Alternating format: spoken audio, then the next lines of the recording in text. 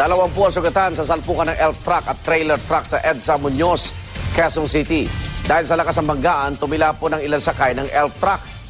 May live report si Oscar Oida. Oscar. Yes, Igan, nakapanlulumo nga itong dinatnan nating aksidente dito sa may EDSA Muñoz, kung saan isang delivery truck na may kargang 28 banyera ng isda at mga tao, kaya tinatayang 20, ang sumalpok sa isang trailer truck na may karga namang backhoe sa isang U-turn stop sa naturang lugar.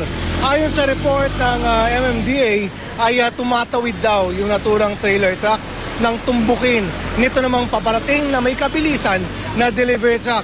At sa lakas ng impact, tumilapon yung mga laman ng truck, kabilang na dyan yung mga isda at yung ilan sa mga sakay ng naturang delivery truck. At hindi pa doon natapos, Igan, kumalas mismo yung tinatawag na carrier o yung parang pinakalalagyanan ng truck doon mula doon sa chassis at nagdulot nga ng matinding pinsala di lamang sa mga sakay pati doon sa mga paligid. Yung mga tao, Igan, tumagal lang halos 1 oras bago sila naisakay lahat sa ambulansya. Partikular yung mga nasakay doon sa may harapan na napag-alaman natin ay naipit pa. Sabi lang ng mga nandito nakausap natin ilan sa mga sakay na sa may 20 sila, halos lahat sila ay sugatan.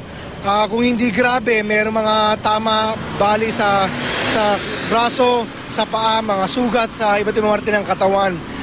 Base naman doon sa report ng MMDA, tumabot na sa 14 yung naisugod sa iba't ibang ospital. Sa mga sandaling ito, Igan, ay patuloy yung isinasagawang paglilinis ng MMDA sa paligid.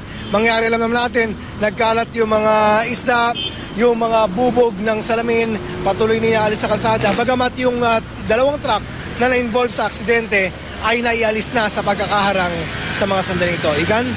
Maraming salamat, Oscar Oida.